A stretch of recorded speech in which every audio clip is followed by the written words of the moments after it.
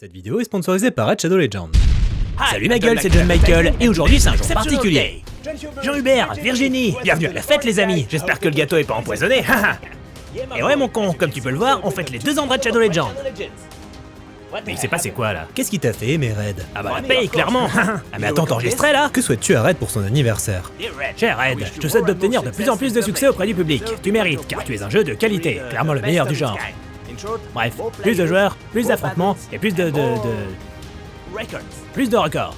Non mais c'est l'écriture de qui ça? Red Shadow Legends, c'est un jeu de rôle massivement multijoueur qui te permet de collectionner des champions et de les faire s'affronter dans des combats au tour par tour dignes des plus grands classiques du genre. Avec ces 500 champions à collectionner qui disposent tous de leurs propres compétences bien spécifiques, tu ne trouveras jamais 2 champions identiques et ça t'ouvre le champ des possibles pour constituer l'équipe de tes rêves. Et c'est dispo sur Android, iOS et PC, alors ne perds pas une minute et clique sur le lien dans la description pour télécharger ça. Une des grandes qualités du jeu, c'est que son contenu est mis à jour et augmenté très régulièrement. Et ce mois-ci, c'est l'anniversaire de Red, alors j'aime autant te dire que le programme s'annonce bien lourd. Pour commencer, tu vas avoir droit à 6 semaines d'événements spéciaux et de tournois d'anniversaire avec tout un tas de prix complètement dingues à gagner. C'est l'anniversaire de Red, mais c'est toi qui as des cadeaux, c'est pas dingue ça? Ensuite, on lance le tout premier tournoi clan contre clan, et la cerise sur le gâteau, c'est le lancement du premier champion de la faction Shadowkin, un pur badass. Maintenant, laisse-moi te montrer un peu de gameplay. Regardez-moi ça, un vrai kiff visuel, c'est hyper agréable, et le gameplay est ultra dynamique, un vrai plaisir de jeu. Et tu sais ce qu'est le meilleur dans tout ça? C'est que c'est gratuit, alors t'attends quoi? Clique sur le lien dans la description ou scanne le QR code, et si t'es un nouveau joueur, t'obtiendras un incroyable champion totalement gratuit, Jotun et plein d'autres bonus. Attention, c'est disponible que pour les 30 prochains jours, alors pas de temps à perdre. Tout ce trésor t'attend dans la boîte de réception du jeu, accessible juste là. Amuse-toi bien ma gueule.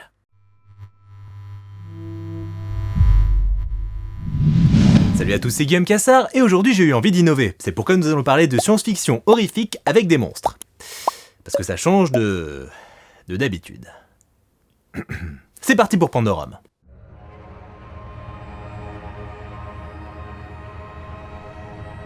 Travis Milloy est un petit gars du Minnesota passionné de cinéma. Tellement passionné de cinéma qu'il va suivre des cours de cinéma dans pas moins de 6 universités différentes. Si ça c'est pas de la passion, c'est en 1995 que Travis décide de passer aux choses sérieuses en écrivant et réalisant son premier film, un thriller d'action financé à hauteur de 150 000 $, soit l'équivalent de 3 fois rien. Mais son petit film indépendant est acheté par un studio qui le renomme Street Gun et s'amuse à le remonter à sa convenance. Résultat, Street Gun devient le premier film indépendant du Minnesota à engranger des profits. Motivé par ce succès certes modeste mais pourtant bien réel, Milloy se lance à la conquête d'Hollywood en travaillant comme scénariste, s'attelant pendant plusieurs années à la rédaction de commandes pour divers studios. Et si le bonhomme parvenait tant bien que mal à vivre de son art, aucun de ses scénarios ne fut cependant jamais produit, ce qui commençait lentement mais sûrement à le démotiver. Et on peut pas lui en vouloir à Travis, parce que bon, voir systématiquement son boulot tomber dans l'oubli, même si t'es payé, c'est pas forcément top of the pop. C'est ainsi qu'au milieu des années 2000, Milloy décide une nouvelle fois de prendre le taureau par les cornes et se lance dans l'écriture d'un projet personnel. Après des années à mettre sa créativité au service des studios, il allait cette fois-ci se faire plaisir et écrire le film qu'il avait véritablement envie de voir. Le concept, un homme se réveille amnésique dans un vaisseau spatial nommé Pandorum avec une lampe torche comme unique source de lumière. Avant d'entamer l'écriture, Milloy avait pensé à faire se dérouler l'intrigue dans un avion, un bateau, voire même un sous-marin, mais le vaisseau spatial et le contexte science-fictionnel qui en découlait avaient un avantage non négligeable, il lui permettait de donner libre cours à son imagination. Milloy se met donc à l'écriture, inspiré par Escape from New York d'un certain John Carpenter, jamais entendu parler, et par l'aventure du Poséidon de Ronald Nim. Le scénariste s'emploie alors à intégrer à ce script ses peurs les plus personnelles, à savoir la claustrophobie, la crainte d'être trahi par une figure paternelle, et la peur de se retrouver perdu avec pour seule compagnie une personne dont on ne comprendrait pas le langage. Il accouche ainsi d'un script nommé Pandorum, d'après le vaisseau qui sert de décor à son intrigue. Dans l'idée, il se voyait le mettre en scène lui-même avec des amis dans une usine désaffectée pour environ 50 000 $. Un très petit budget donc, mais qui lui permettrait de retrouver l'étincelle dont tout créateur a besoin. Milloy se lance alors dans le développement de son projet à petit budget, non sans avoir envoyé le script à son agent au préalable. Ce dernier le lit et se dit la chose suivante: c'est pas si mal. Il s'empresse alors d'en parler à Milloy et, convaincu du potentiel commercial de son manuscrit, lui propose de laisser tomber l'idée du film à petit budget et de voir plus grand en allant démarcher des studios. C'est ainsi que le script atterrit dans les bureaux d'Impact Pictures, société de production indépendante canadienne fondée par Jeremy Bolt et un certain Paul W.S. Anderson. Paul, comment on se retrouve? Nous sommes alors au milieu des années 2000 et Travis Milloy est ravi de voir que Pandorum a de grandes chances de voir le jour, Paul W.S. Anderson et Jeremy Bolt étant particulièrement enthousiastes vis-à-vis du script. Comme quoi, pour qu'un projet voie le jour, l'important, c'est qu'il vienne du cœur. Loin des bureaux d'Impact Pictures, en Allemagne, le réalisateur Christian Alvart réfléchit à la suite de sa carrière. Le metteur en scène a signé 2 thrillers dans son pays d'origine, à savoir Curiosity and the Cat, tourné pour un budget quasi inexistant, et Antibodies, sorti en 2005 qui a profité d'un accueil critique chaleureux. Ainsi, le réalisateur aimerait tenter sa chance à Hollywood en utilisant Antibodies comme carte de visite. Son agent envoie donc le film à divers studios parmi lesquels Impact Pictures, où on lui propose un entretien. Arrivé dans les bureaux du producteur Jeremy Bolt, on lui tend le scénario de Pandorum, et là, Alvart est abasourdi. Il est à 2 doigts de tomber de sa chaise le gars. Et pas parce parce qu'elle est bancale. Alvart, fasciné par les voyages spatiaux depuis l'enfance, était en réalité en pleine rédaction d'un script de SF nommé Nowhere, où 4 astronautes se réveillent amnésiques dans un vaisseau perdu aux confins de l'espace. Pour résumer, le pitch de départ est quasiment identique à celui du script signé Travis Milloy, de même que quelques péripéties et le twist final. Face à cette incroyable coïncidence, il lui vient une idée. Alvart parle de son script à Jeremy Bolt et lui propose de travailler conjointement à une réécriture avec Travis Milloy, ce dans le but de tirer le meilleur script possible à partir de leurs idées respectives. Sauf que c'était pas forcément gagné. C'était pas forcément gagné car à ce moment-là, Impact Pictures développait le projet depuis déjà un an mine de rien, et une telle réécriture impliquerait de quasiment tout reprendre à zéro. Mais contre toute attente, la requête est acceptée. Ainsi, Alvart et Milloy se retrouvent à squatter le bureau de Jeremy Bolt pendant plusieurs semaines, œuvrant sur la réécriture pendant que le producteur était à Mexico sur le tournage de Resident Evil Extinction. Naturellement, beaucoup de choses changent au sein du script. Et si Milloy avait d'abord envisagé que l'histoire prenne place au sein d'un vaisseau prison, Alvart abandonne le concept au profit d'un vaisseau transportant une colonie humaine vers une nouvelle planète habitable. Le but, éviter le côté mission spatiale de routine et donner à l'histoire plus de portée en faisant du contexte global une mission spatiale capitale. Alvart propose également d'intégrer des flashbacks pour expliquer l'histoire du personnage principal, permettant un développement plus intéressant. Enfin, le mot Pandorum, qui reste le titre du script, n'est plus associé au nom du vaisseau, mais à celui d'un syndrome qui sera le moteur de l'intrigue. Bref, le script profite du meilleur des deux mondes et commence à prendre une forme plutôt pas dégueulasse. Sauf que patatras, voilà qu'on propose un autre projet à Christian Alvart, Case 39, un thriller d'épouvante avec Renée Zellweger. Et ce projet lui plaît bien. Complètement tiraillé, le réalisateur demande l'avis de son collaborateur Travis Milloy, qui lui conseille de foncer mettre en scène Case 39, retardant ainsi la production de Pandorum d'un an et demi. Ellipse narrative. Un an et demi plus tard, Christian Alvart est enfin de retour, ce qui veut dire que le film est véritablement sur les rails. Cette fois, c'est la bonne, on y croit. Le processus de casting est alors lancé. Et si Milloy verrait bien Jeff Bridges dans le rôle du lieutenant Peyton, un personnage aux multiples facettes qui profiterait beaucoup d'un acteur chevronné, Bridges n'est pas assez bankable à ce moment-là pour convaincre la production de le contacter. C'était juste avant qu'il revienne en force avec Crazy Heart, True Grit et Tron. Ça s'est joué à peu. Le rôle échoue finalement à Dennis Quaid, qu'on a pu voir notamment dans Les Dents de la Mer 3, au hasard, et dont le star power va beaucoup aider la production, indépendante je le rappelle, à trouver des financements. Concernant le personnage principal, à savoir le caporal Bauer, la production se met en quête d'un jeune acteur talentueux au jeu intense. Dans un premier temps, Christian Alvart avait engagé Ben Foster dont il était très fan, mais suite au retard de production à cause de Case 39, ce dernier avait été obligé de quitter le projet. Ainsi, un an et demi plus tard, et après avoir recherché en vain un acteur pour le remplacer, il relance Foster. Par chance, ce dernier est disponible et ravi de faire son retour, étant très fan du script. Concernant le personnage de Nadia, le troisième personnage principal, après avoir fait passer des essais à près de 100 actrices de nationalités diverses, l'assistant réalisateur d'Alvart invite une amie à lui à venir au casting, une certaine Antje Trau, actrice allemande alors quasi inconnue. Alvart, lessivé après toute une journée de casting infructueuse, accepte à contre-cœur de lui faire passer des essais, et là, c'est la révélation. L'actrice tape dans l'œil de toute l'équipe et décroche le rôle. Elle subira par la suite une préparation intense, son personnage étant amené à accomplir avec aisance des actions assez physiques. La distribution est ensuite complétée par le champion d'arts martiaux vietnamien américain Kung Lee et Cam Gigandet.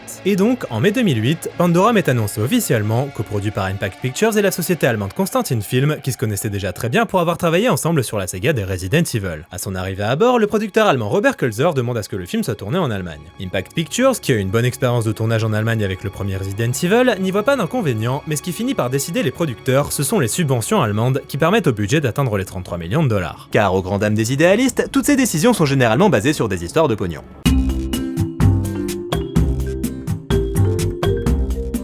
Avis aux fans de Walking Dead, l'acteur Norman Reedus, l'interprète de Daryl dans la série, est également présent au casting de Pandorum pour un temps d'écran relativement limité. Reedus est en effet un ami du réalisateur Christian Alvart, avec lequel il avait précédemment travaillé sur Antibodies. Ainsi, l'acteur s'est débrouillé pour entrer en possession du script et a insisté auprès de son ami pour obtenir le rôle de Shepard, qu'il a obtenu sans problème.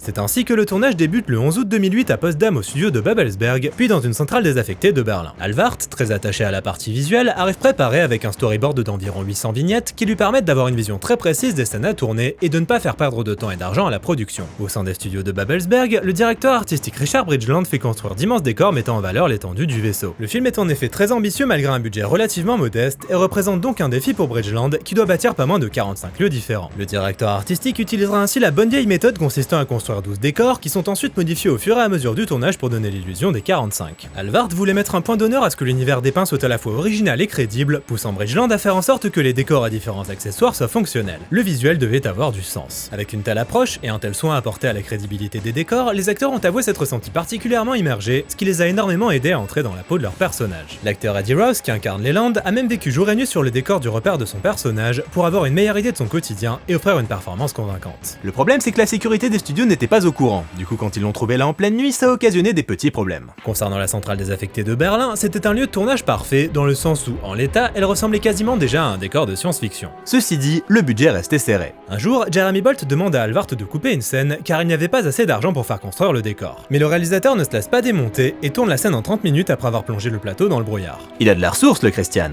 Concernant les créatures, elles furent confiées au célèbre studio Stan Winston, qu'on ne présente plus. C'est donc le superviseur des effets spéciaux Shane Mahan, qui avait notamment travaillé sur Aliens de James Cameron, ce qui fait toujours plaisir à voir sur un CV, qui eut pour mission de donner vie aux créatures du film à travers des effets de maquillage très travaillés. En effet, pour leur donner vie, il fallait pas moins de 3 heures de maquillage comprenant peinture corporelle, prothèses sur le visage, les mains et les pieds, fausses dents, lentilles et 2 heures pour l'habillage. 5 heures de travail donc qu'a pu expérimenter la jeune Asia Luna Momand, la fille du réalisateur. Pas la peine de préciser que pour l'équipe chargée des créatures, ce fut intense, et le fait de tourner en Allemagne n'arrangea pas les choses. En effet, les prothèses étaient conçues dans leur atelier aux États-Unis, puis envoyées en Allemagne par la poste au jour le jour. L'équipe était donc entièrement dépendante des services postaux, et le moindre retard pouvait avoir des conséquences désastreuses. C'est d'ailleurs ce qui s'est passé le jour où un faux cadavre humain s'est retrouvé bloqué à la douane. Et c'est sans compter la charge de travail elle-même, qui pouvait s'avérer énorme. Un jour, c'est pas moins de 100 figurants qui durent être changés en monstres par l'équipe, ce qu'ils parvinrent à accomplir en effectuant des variations à partir des 18 modèles de base. Quant aux interprètes des monstres, ils eurent droit à plusieurs séances de répétition pour apprendre à se mouvoir correctement et en accord les uns avec les autres, rendant crédible leur appartenance à une même espèce. Oui, parce que bon, si t'en as un qui marche en canard et un autre qui roule des épaules, ça va pas forcément le faire. Et donc, après 5 mois de travail, soit aux alentours du mois de janvier 2009, le tournage s'acheva. Le montage fut alors confié à Philippe Stahl, qui avait monté tous les films d'Alvart à l'exception de Case 39, et à Yvonne Valdez, qui avait travaillé sur Case 39 comme assistante monteuse. Pandorum fut d'ailleurs son premier film en tant que chef monteuse. Même si c'est co-monteuse du coup. Concernant la partie musicale, c'est Michael Bridge qui en hérita, également un collaborateur fidèle d'Alvart qui avait composé la musique de tous ses films. Enfin, c'est la société d'effets spéciaux tchèque UPP qui hérita des effets numériques, consistant principalement en la création des plans extérieurs du vaisseau spatial et de quelques rares décors entièrement en CGI. Et c'est ainsi que le 25 septembre 2009, Pandorum sortit aux États-Unis, puis en Europe dans la foulée.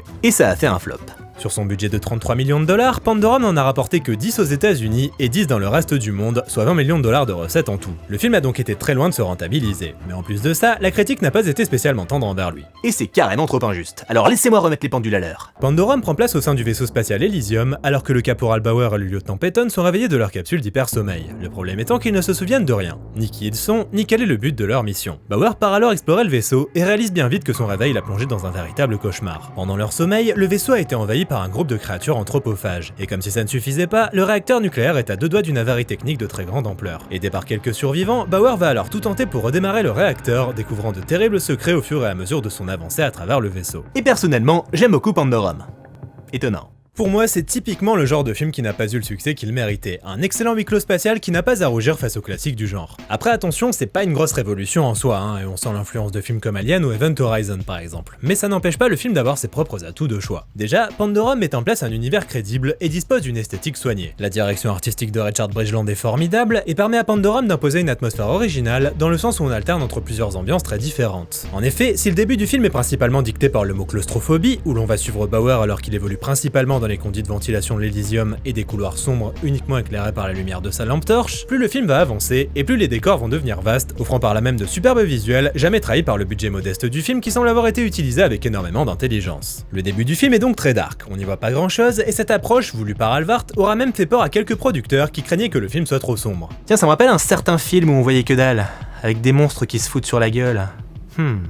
Fort heureusement, ici la gestion de l'obscurité est maîtrisée et réfléchie, et si on ne voit pas quelque chose, c'est tout simplement qu'on n'est pas censé le voir. Y a pas de frustration liée au manque de lumière. Ici l'obscurité fait naître la peur et participe grandement à l'immersion. Y a rien de pire qu'un film d'horreur qui veut nous faire croire à une pseudo-obscurité alors que tout est parfaitement exposé. Mais comme je l'ai dit, tous les films ne se reposent pas sur une seule esthétique. On va par exemple avoir droit d'un côté à un style morbide, poisseux et sombre, à la limite du gothique, un peu à la Alien, et de l'autre à un style très futuriste, plus lumineux et aseptisé, un peu à la Star Trek. On alterne donc entre le gothique et le futuriste, entre ombre et lumière donc, ce qui est l'un des grands thèmes du film. Quel que soit le style en tout cas, le souci du détail est constant, et on perçoit clairement l'intention d'Alvart de mettre en place un univers qui ne soit pas simplement soigné esthétiquement, mais également cohérent et signifiant. On pourra par exemple noter le fait que les décors deviennent de plus en plus sales et étranges à mesure que les personnages avancent vers le repère des créatures, tout comme le fait que les costumes de ces dernières sont créés à partir d'éléments du vaisseau. Comme je le disais un peu plus tôt, tout a un sens, et une telle rigueur, ça fait plaisir. Et en ces temps où la coolitude prime souvent sur le reste, c'est assez plaisant de voir un film dont les choix esthétiques sont avant tout dictés par la logique du récit. Alvart a d'ailleurs pris le parti de traiter le vaisseau vaisseau Elysium comme un véritable être vivant, avec sa coque qui évoque une cage thoracique, ses multiples câbles s'apparentant à des veines, et dont le réacteur et ses surtensions constituent bien évidemment le cœur et son pouls. Et si on veut filer la métaphore, on pourrait voir les créatures comme un virus, et nos personnages comme une sorte de système immunitaire. J'aime ça, c'est à la fois cool et réfléchi. Pour ce qui est de la mise en scène par contre, là je l'avoue, ça souffle le chaud et le froid. Alvard semble en effet avoir beaucoup de mal avec les scènes d'action, heureusement assez peu nombreuses, et il faut dire que le montage charcuté n'aide pas franchement. Mais lorsqu'il s'agit de miser sur intensité et suspense par contre, Alvard se révèle extrêmement efficace et inventif. On pourra par exemple évoquer la scène où Bauer se déplace dans les conduits de ventilation, un pur chef-d'œuvre de séquence claustrophobique où Alvard fait grimper la tension avec maîtrise, grandement aidé par une musique oppressante et une belle performance de Ben Foster. Une nouvelle fois, on ne peut qu'applaudir cette volonté d'immersion qui fait toujours mouche. On pourra également souligner l'approche résolument réaliste concernant certains aspects classiques de l'ASF. Par exemple, quand Bauer se réveille de son hypersommeil. L'hypersommeil, on connaît ça par cœur, ça fait partie des concepts vus et revus dans la plupart des films qui traitent de voyage spatial. Sauf que bon, généralement les personnages se réveillent et hop,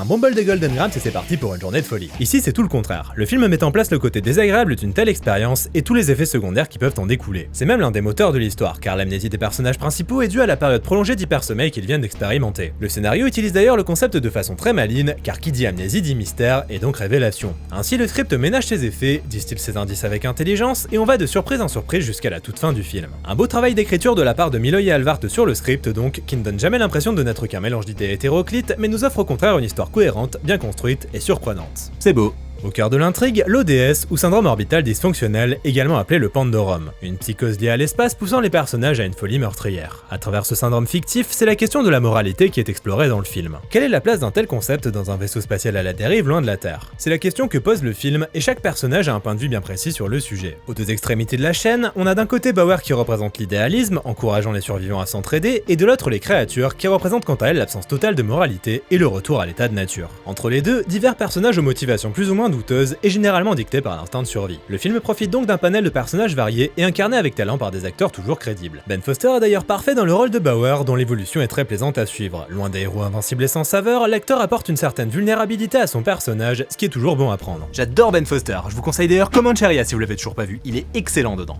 Même chose concernant Dennis Quaid, qui incarne avec brio toutes les facettes d'un personnage complexe. Mais selon moi, c'est véritablement Antje Trau qui tire le plus son épingle du jeu. L'actrice allemande crève littéralement l'écran, incarnant un personnage parfois rude, mais sans jamais tomber dans la caricature à travers une interprétation monolithique. Au contraire, Trau apporte beaucoup d'humanité à un personnage dont on devine le passé tumultueux. Une actrice malheureusement honteusement sous-exploitée, même si on a pu la voir dans Man of Steel et la série Dark. Les personnages sont donc l'une des grandes plus-values de Pandorum, apportant un supplément d'âme bienvenue dans un film à l'ambiance autrement plutôt pesante. Parce que bon, on va pas se mentir, Pandorum est un film assez intense où la menace est omniprésente, c'est donc assez riche en effets gore. Sans aller dans la surenchère, hein, c'est pas un torture porn non plus, mais ça reste un film violent à déconseiller aux petites natures donc.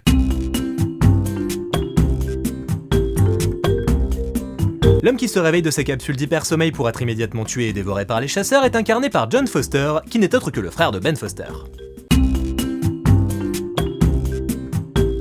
En parlant des chasseurs, et même si ça n'a rien d'étonnant, les studios Stan Winston ont fait un superbe boulot en termes de design et de maquillage. Crédible, terrifiant, avec un design partant sur une base humanoïde mais avec juste ce qu'il faut de monstruosité pour obtenir un rendu perturbant, les chasseurs sont une des belles réussites du film qui profitent également du talent de leurs interprètes, notamment André Hennicke qui incarne le chasseur principal et qu'on peut également voir en tant que capitaine du vaisseau au début du film. Sans oublier la photographie et les jeux de lumière qui y sont pour beaucoup dans la réussite des monstres et de leur dépiction. Tout le film dispose d'ailleurs de jeux de lumière très travaillés et basés sur les couleurs, le bleu étant la couleur du mal. C'est donc cette couleur qui précède généralement l'arrivée des chasseurs. Ou de n'importe quoi d'autre de menaçant. Du coup à partir de maintenant je vais spoiler, donc je vous encourage à aller voir le film avant d'aller plus loin, vous m'en direz des nouvelles. Parmi les twists principaux du film, on a notamment le fait que Gallo et Peyton, incarnés par Dennis Quaid, ne sont en fait qu'une seule et même personne. Peyton étant atteint du Pandorum, qui a provoqué chez lui une grosse crise de schizophrénie. Bref, si on est bien attentif au jeu de couleurs que je viens d'évoquer, on se rend compte que le réalisateur avait placé pas mal d'indices visuels. Car si la couleur bleue est associée aux créatures, elle est également associée à Gallo. Quant à la couleur jaune, c'est celle de l'innocence. Ainsi, à un moment donné du film, on peut voir Peyton marcher du jaune vers le bleu, de l'innocence vers le mal, pour y rejoindre Gallo, représentant ainsi son passage vers le côté obscur de la force. Le personnage de Gallo est d'ailleurs traité de façon très intéressante,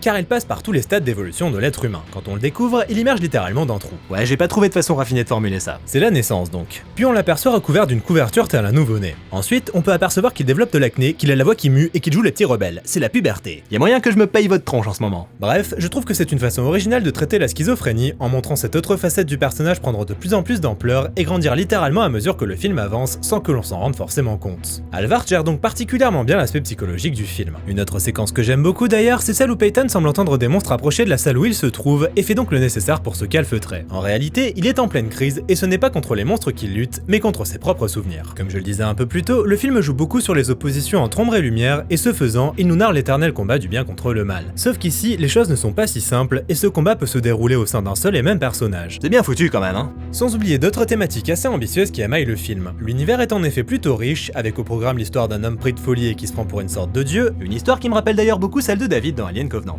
Mais aussi l'histoire d'une humanité en perdition qui cherche à se reconstruire grâce à Tanis, la nouvelle Terre. On peut donc y trouver pas mal de symboles religieux, où Tanis représenterait une sorte de jardin d'Éden convoité par nos personnages, et où Bauer et Nadia ne seraient autres que les Adam et Ève nouvelle génération. Le film ne raconte donc pas qu'une simple histoire de monstres, et ça aussi c'est plutôt cool. Bref, Pandorum c'est un bon petit film de SF horreur comme on les aime, bien réalisé, bien interprété et riche en surprises. Si vous l'avez loupé à sa sortie, je ne saurais que trop vous recommander d'y jeter un œil, tant il mérite plus de reconnaissance selon moi. C'est vraiment dommage qu'il ait fait un tel flop, surtout qu'à la base, Pandorum était censé être le premier chapitre d'une trilogie. Alvart avait en effet pour ambition d'explorer plus en profondeur cet univers en réalisant 2 films supplémentaires. La suite aurait ainsi pris la forme d'un préquel racontant le voyage du vaisseau vers Tanis, où l'on aurait suivi le personnage de Gallo sombrant petit à petit dans la folie. Le 3e opus aurait quant à lui pris la suite du premier film et aurait raconté comment les survivants, en s'établissant sur Tanis, se seraient retrouvés plongés au milieu d'une guerre impliquant 2 camps de créatures semblables à celle du vaisseau. Les créatures en question étant en réalité les descendants de membres d'équipage de l'Elysium qui étaient parvenus à quitter le vaisseau des centaines d'années plus tôt. Mais bon, soyons réalistes, il y a environ 0,5% de chances que ces suites voient le jour à l'heure actuelle. Mais si vous y croyez encore et que vous avez envie d'exprimer votre soutien pour le projet, je vous redirige vers le groupe Facebook suivant, où vous retrouverez notamment Christian Alvart lui-même. Merci à tous d'avoir regardé cette rétrospective, j'espère qu'elle vous a plu. N'hésitez pas à commenter, liker, partager, vous abonner si c'est pas déjà fait, venir me soutenir sur Tipeee si vous vous sentez généreux, et je vous dis à bientôt pour la suite. Salut!